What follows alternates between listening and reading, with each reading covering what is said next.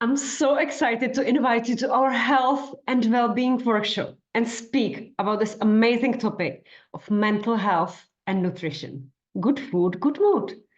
Is it really possible that the food has profound impact on the neurochemistry? That's what we are going to learn today.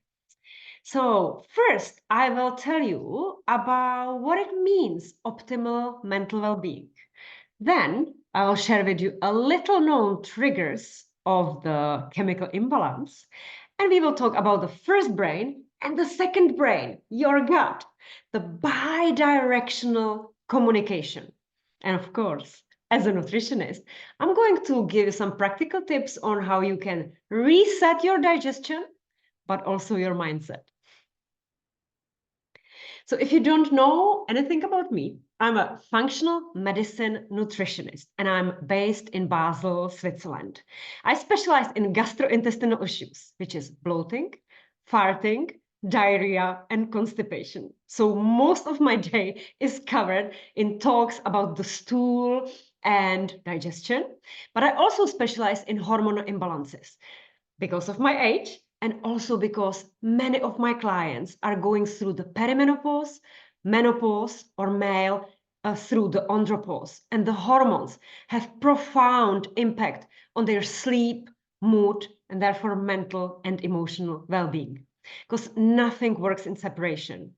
And so it's important that we shine the light on every pillar of the well-being: mental, emotional, nutritional, spiritual, and physical.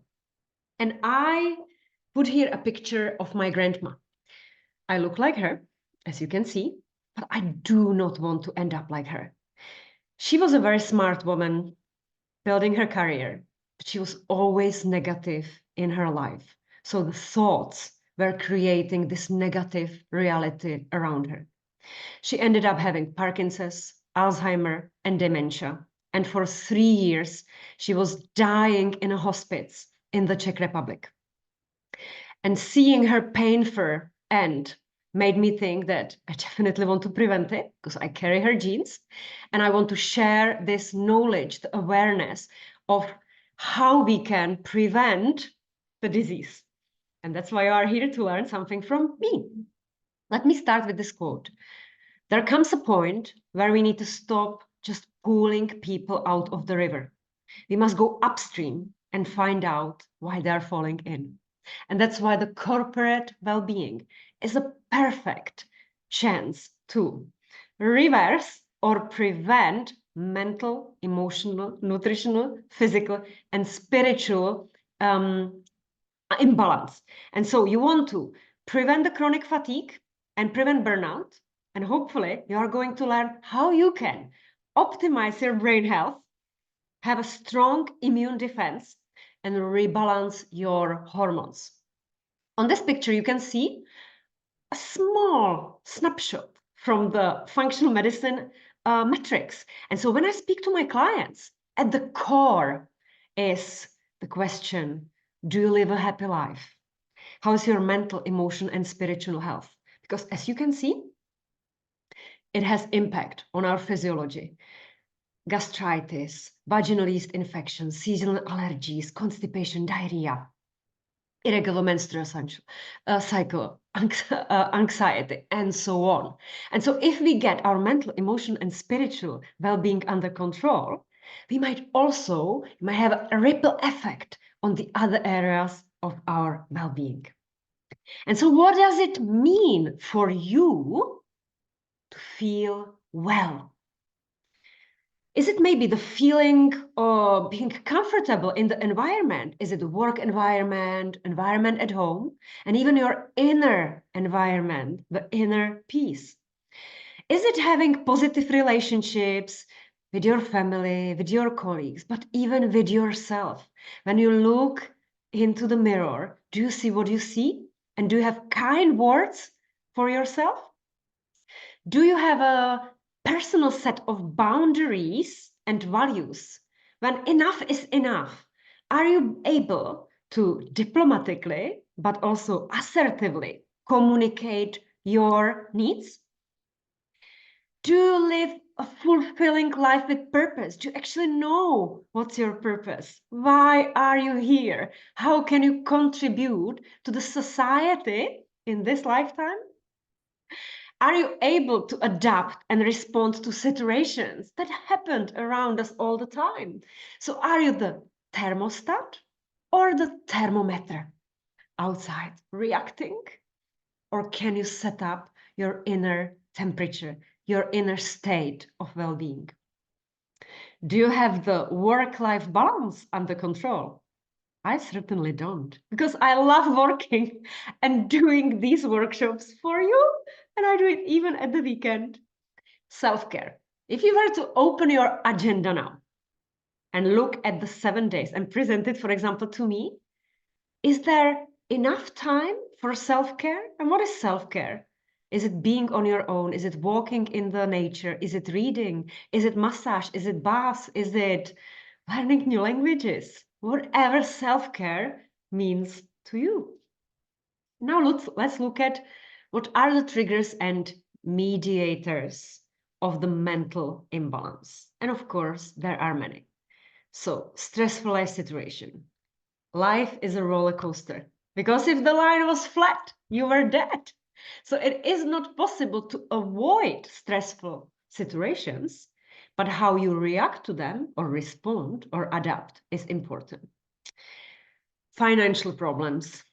It might happen to all of us, and then we worry about it, building even the worst picture in our head than it actually is. Relationship. Yeah. You might meet people for a reason. You might meet people for a season, and it doesn't have to be. And very often it's not for the lifetime. And I know it's painful and it's heartbreaking. And maybe that's the time to search for help of professionals.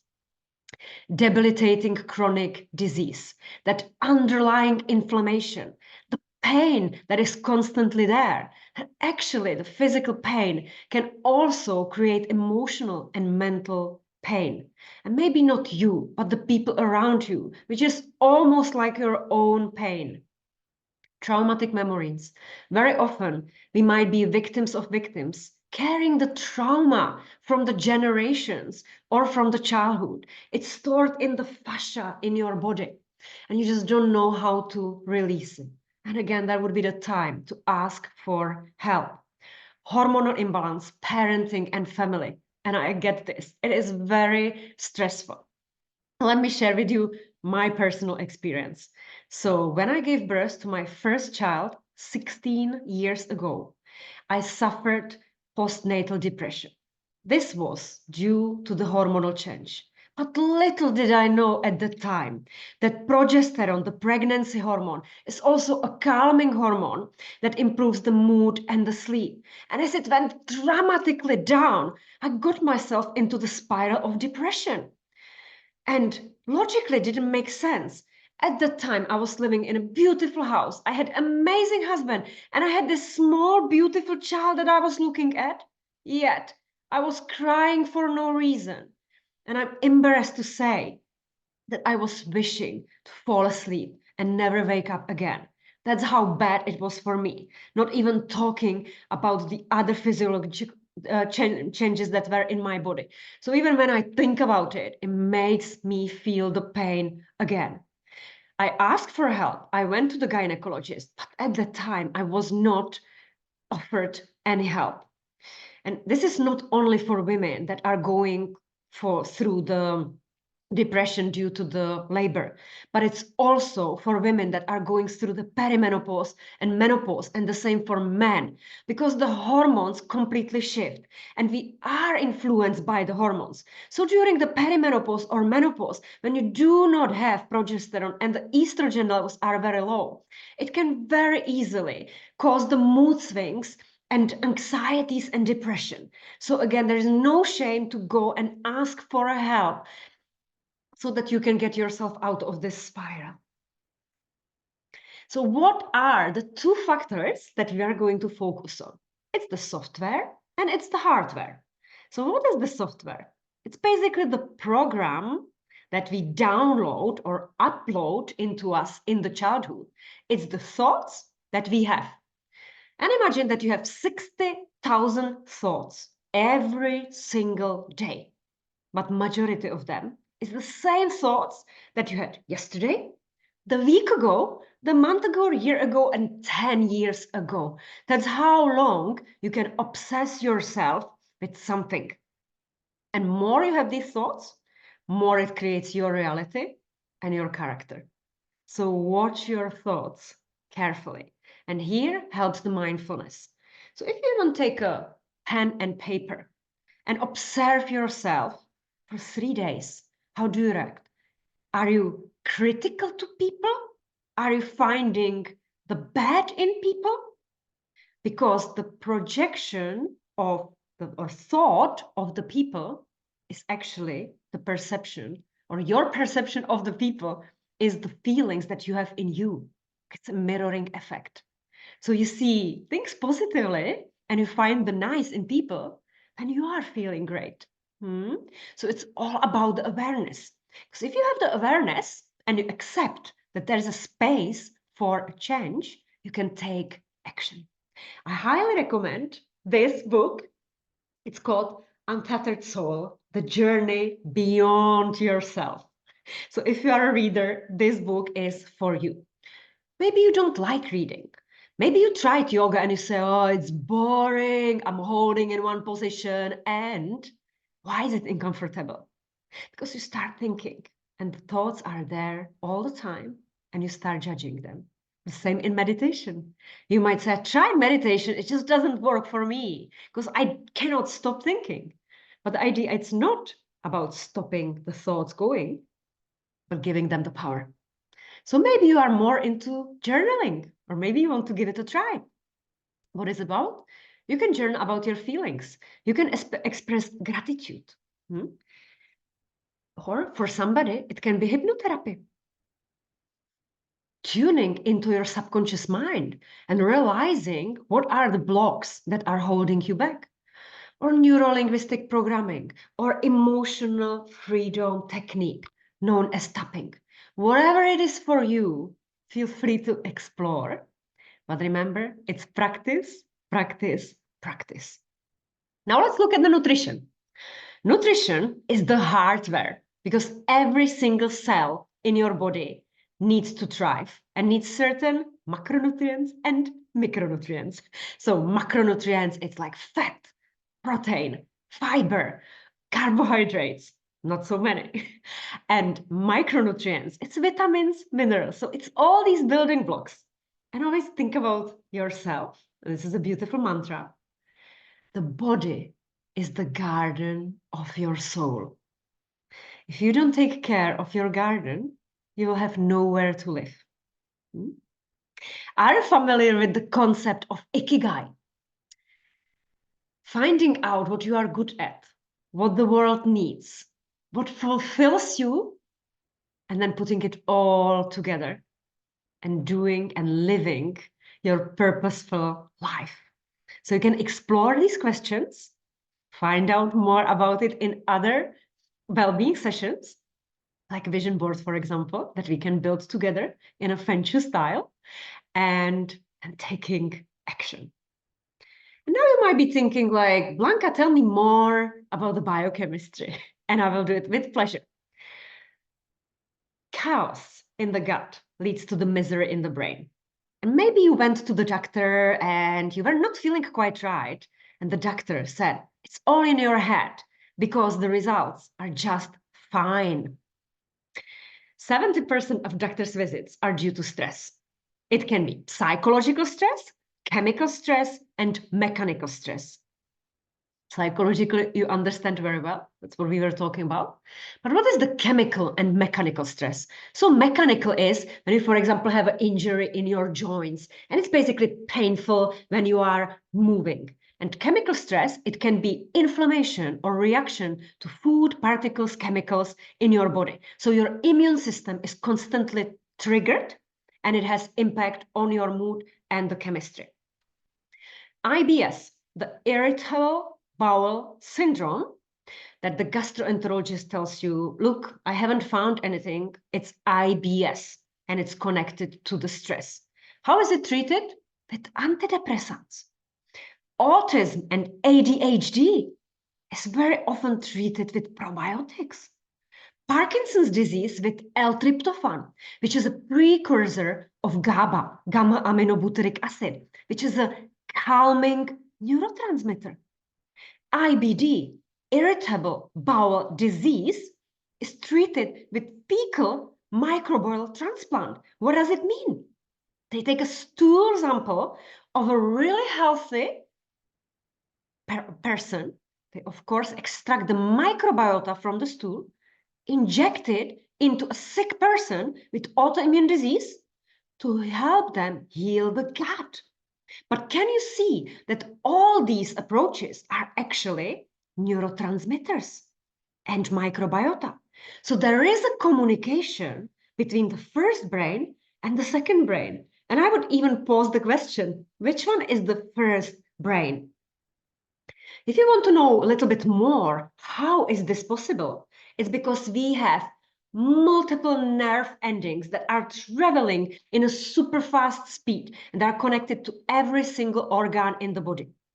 Maybe it had happened to you that you had this gut feeling, the butterflies in your stomach, either the excitement or nervousness. Maybe there is a interview or speech in front of 5,000 people, or you are going for the first date and you are excited about that.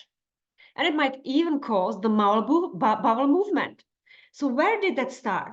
Was it the thought of something going to happen, sending the signal to the gut? Or is it your gut feeling telling you something, the analytical brain?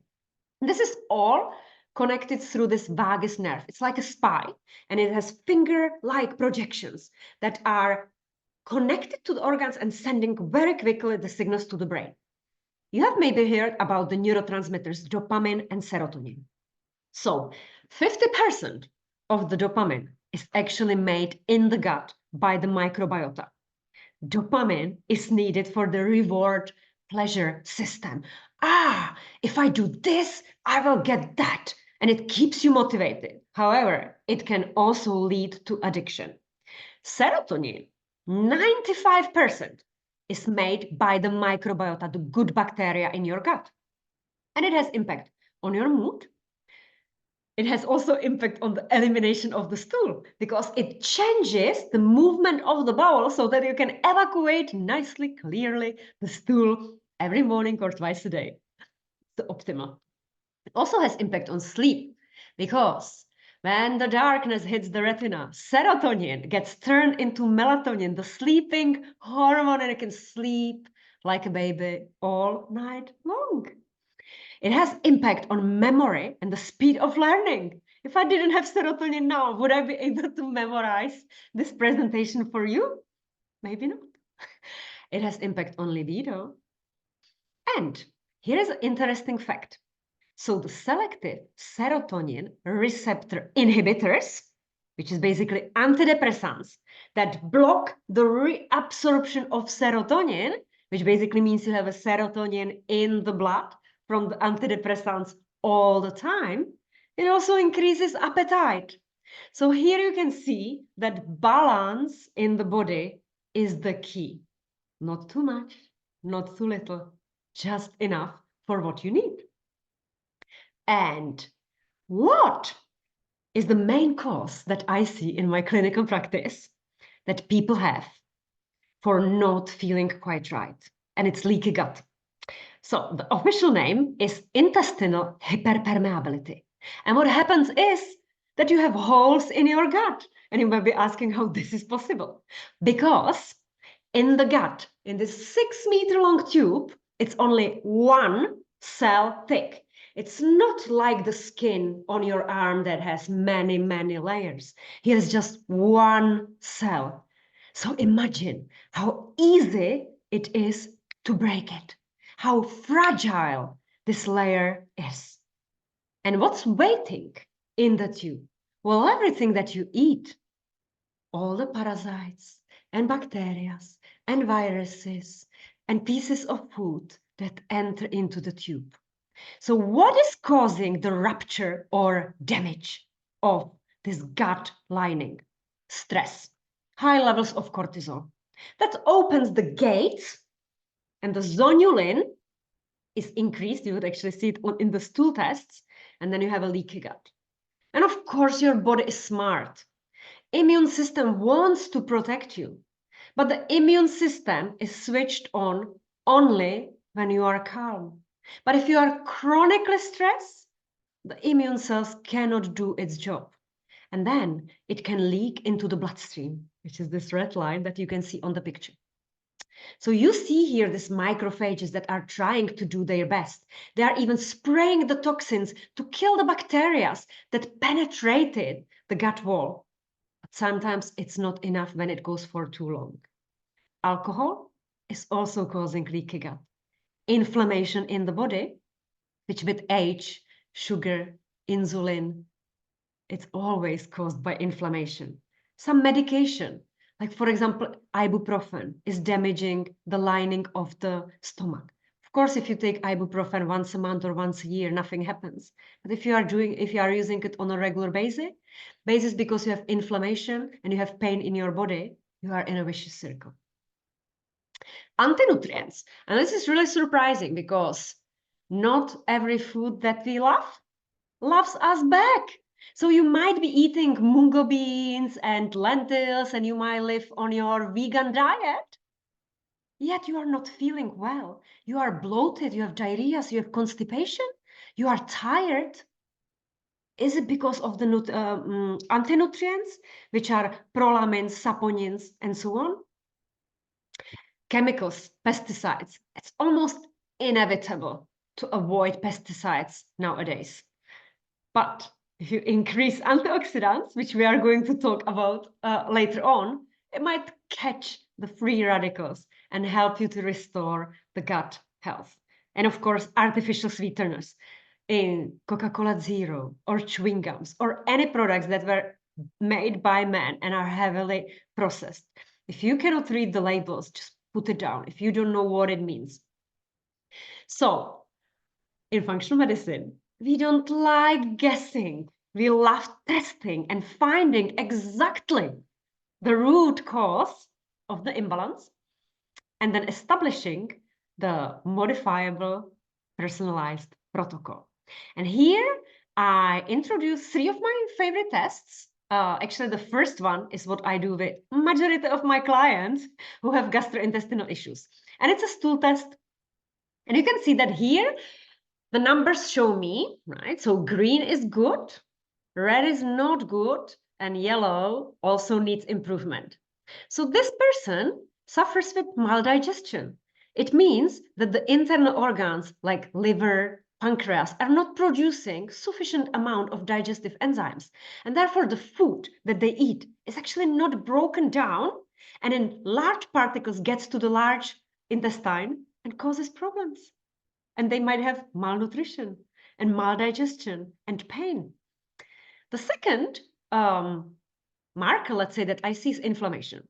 So calprotectin I see with people who have IBD, irritable bowel disease. This is autoimmune disease, and it's usually connected to other autoimmune disease like celiac disease, Hashimoto, psoriasis, and so on.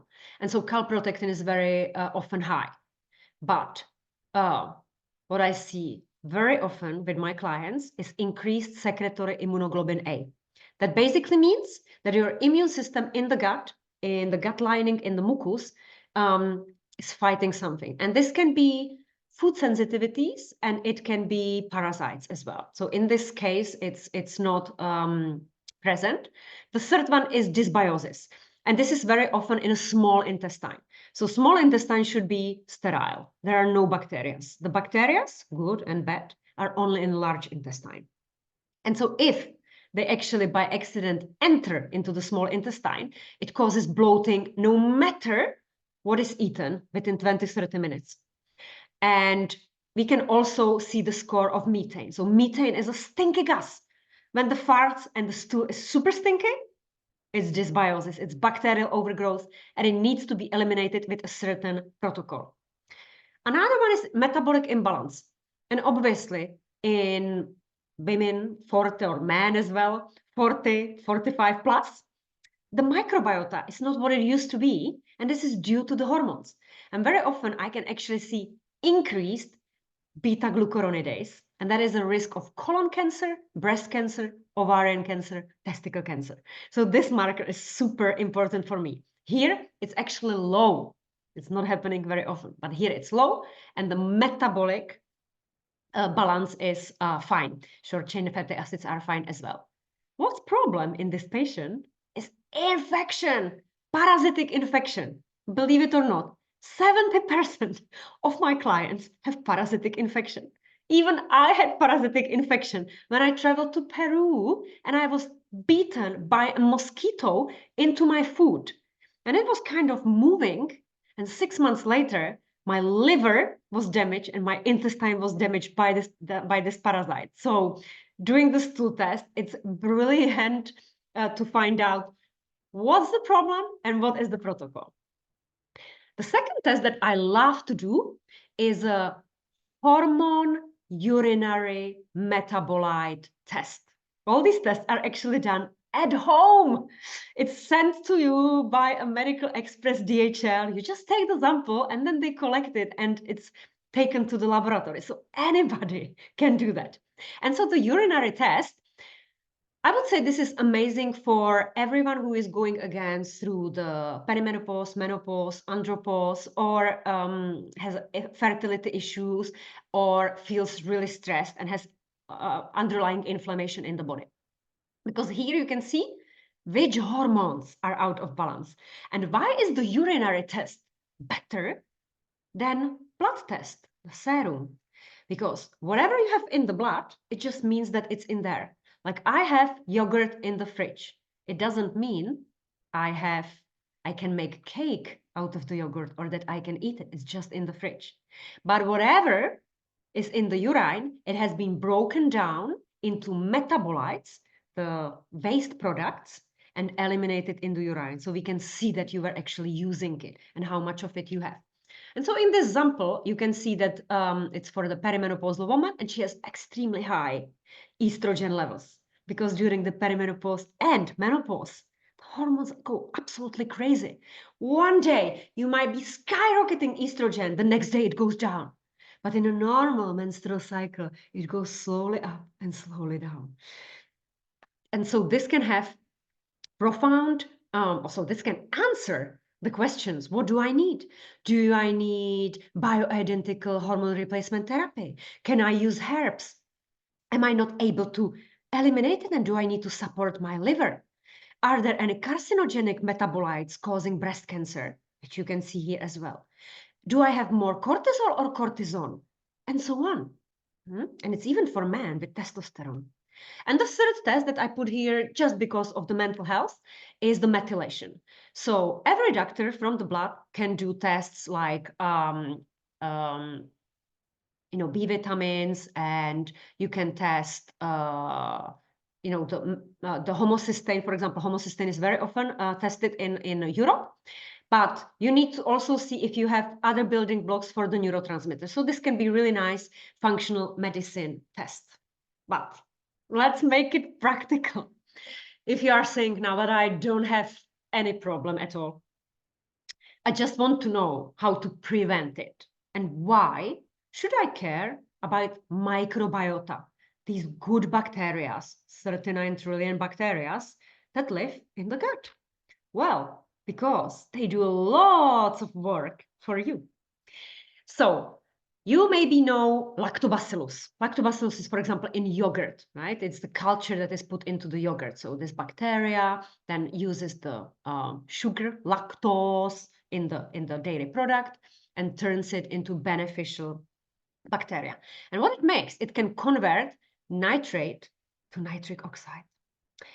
Why do we need nitric oxide? Because it improves the blood flow to all the organs and mostly the brain. There is a blue pill that was actually initially thought to help prevent cardiovascular disease because it's nitric oxide. It was supposed to increase the blood flow. And in a clinical study, it was given to men 3 times a day. And after the trial, when they were asked if they would want this medication, all of them said it had a side effect and they wouldn't want to have this side effect 3 times a day. The name of the pill is Viagra, and it's of course not used for the cardiovascular health right now. It's nitric oxide. So instead of this blue pill, lactobacillus can maybe have a similar effect. Lactobacillus rhamnosus, because we have many groups, for example, produces GABA, gamma-aminobutyric acid, which is a neurotransmitter, calming neurotransmitter that is actually released during the alpha brain waves. That's the brain waves that you have during the meditation. So imagine how this product, which you can buy in a pharmacy, actually the rhamnosus and even GABA, can have on your mood. Bifidobacterium is very often in kefir. So kefir is this fermented product, very famous in Eastern Europe, Czech Republic, where I was born, because it helps you to improve the immunity. The immune system, the police of the body that we saw is catching all the pathogens. Microbiota, the good bacteria, also produces short-chain fatty acids, namely butyrate. And butyrate actually penetrates through the gut wall, gets into the bloodstream, and it can penetrate the blood-brain barrier and bring energy for your brain, even if you cannot eat. So that's ideal for intermittent fasting or anybody who just wants to have energy all day long, just with probiotics. And of course, it produces also vitamins like vitamin K that is important for like stopping the blood clotting.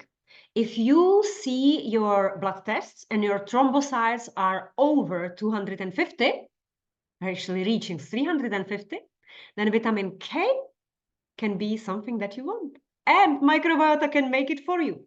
And of course, all the B vitamins, they never work in separation, just B12. They work all together. And it's the microbiota that actually activates and converts it into the active B vitamins, which are needed for the brain health and the whole nervous system. Microbiota can also lower cholesterol. And this is due to the bile deconjunction. So it actually separates the bile and eliminates it from the body. And the list would be even longer. But now you might be asking, so what do I need to rebuild the wall integrity? And here is the list. Today, we are not going to go through absolutely everything into details, but I want to point out, let's say, the most important, probiotics. So probiotics is the actual bacteria. We were all born with a set of probiotics in us.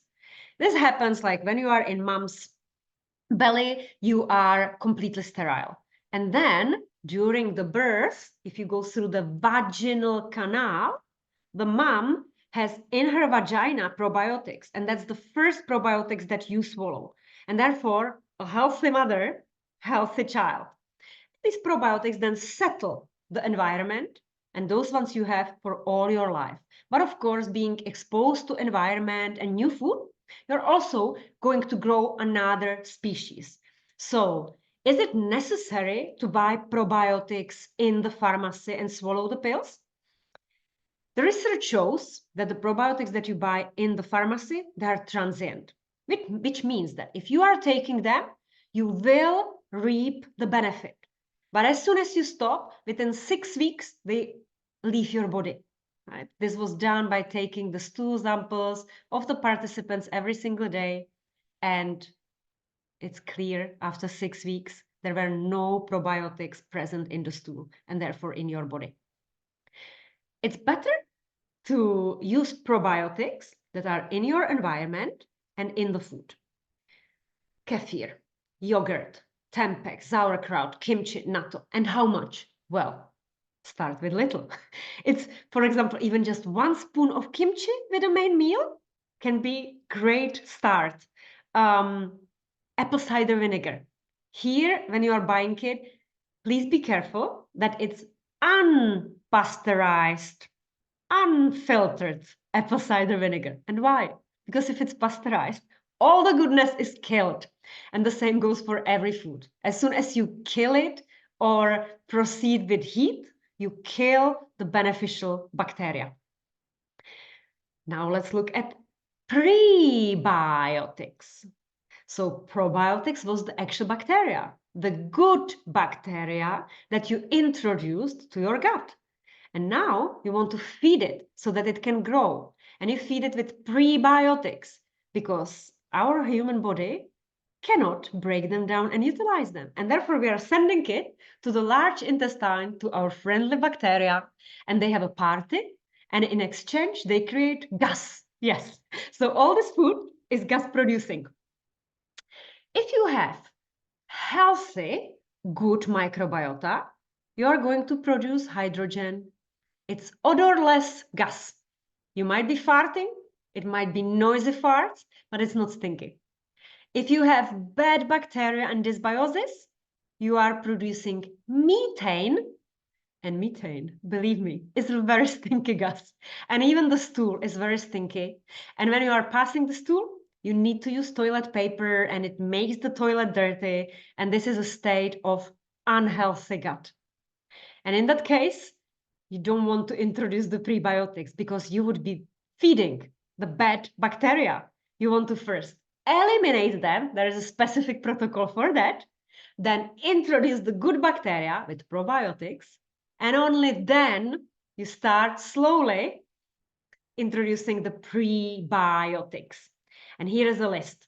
So flax seeds, it's actually very good for estrogen. It's a phytoestrogen. So for women, my age, 45, is great. 1 apple a day will keep the doctor away. It's great as well. Garlic, amazing. It kills the parasites and bacteria. But be careful because it can also lower the blood pressure. So you might even faint if you are sensitive to that. What else can we introduce into our diet?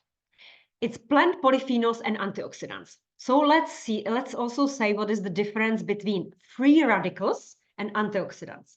So they are single molecules, single. However, free radicals, they don't care with who they pair. So they actually steal from other parts of our body. So they can damage, for example, the DNA. They steal the molecule to pair because they also want to live in pair. However, antioxidants, they're single, but they will pair only with single. So that's why antioxidants are good for them, because good for us, because they will be looking for free radicals and pair with them, and therefore prevent the damage and aging in our body. So which food is very high in polyphenols and high in antioxidants? Everything that has bright color, bright orange, bright red. It's actually cocoa powder. I love chocolate. But here we talk about dark chocolate. 75 plus, 90 would be the best. And you can enjoy a little bit of chocolate every single day. It's green tea. Green tea is very high in polyphenols. You can use variety of herbs. So rosemary is very good for the brain. Sage, it's great for the hot flushes and night sweats. Oregano is really good, and it's in Italy, everybody knows it. It's antifungal, antibacterial. Flaxseed, we said, it's phytoestrogen.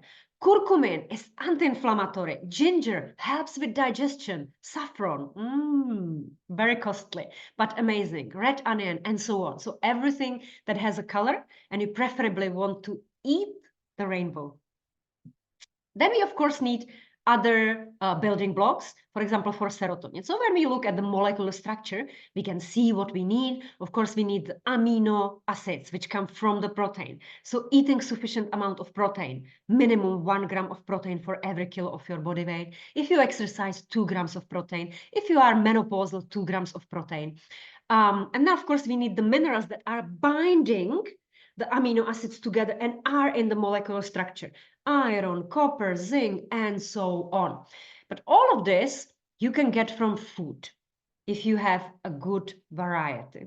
And then, of course, we need this microbiota, the good bacteria. If your head is full like this, let's summarize what are the key things of what you should and when. So I would say the most important is eat real food like your ancestors. It's not the processed food that was made by man. It's packed and can last for 3 weeks. That is not food. That is just going to kill the good bacteria in your gut. So always check the list. Do you really know all the ingredients? If the answer is not, just don't buy it. Eat seasonal and local. I know it's very tempting to have avocado from Peru or to have tofu from China, but we do not have digestive enzymes to break it down. And if we don't break it down, it goes to the bacteria and it can actually disrupt your health. So you might love the food, but the food doesn't love you back. So eat what's seasonal and what's local. Stop shopping when you are hungry and don't go without shopping list. Otherwise, you will buy things that don't serve the purpose because you have a plan. You know how you want to feel. So do only that. Check the list of Dirty Dozen and Clean 15. So Dirty Dozen is a food that you should preferably buy in organic quality because they are exposed to many pesticides and herbicides. And these chemicals are there to kill the beasts, and it's going to also kill your microbiota.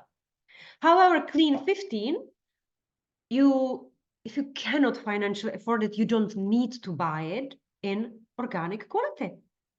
So for example, bananas, even though bananas also don't grow in here, because you're not going to eat the skin. Don't overcomplicate your life, right? So you don't need any super duper machines. You can just keep it simple. Eat mindfully. Just don't be distracted by the TV, messaging, running, eating when you walk.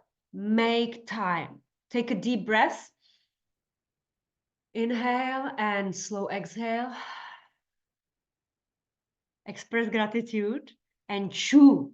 Because when you are chewing, you have the digestive enzyme in your saliva and you are going to break down the food. And this might be challenging. Try to chew it 20, 30, 40 times each bite. You will see for how long you will be eating. And then eat only when you are genuinely hungry. Because if you're a little bit like me and you work from home and the food is just around the corner, sometimes I wander around, what can I eat? A little bit of nuts here, a little bit of there.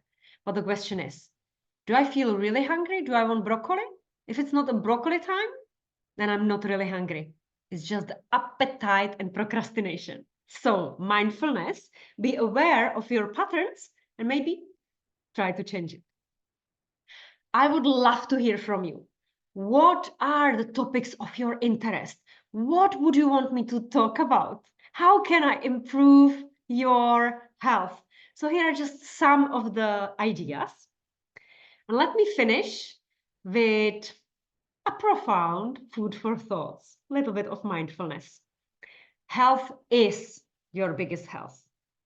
When asked, what surprised him most about humanity? The Dalai Lama answered, man, because he sacrifices his health to make money. And then he sacrifices money to recuperate his health. And then he's so anxious about the future that he does not enjoy the present.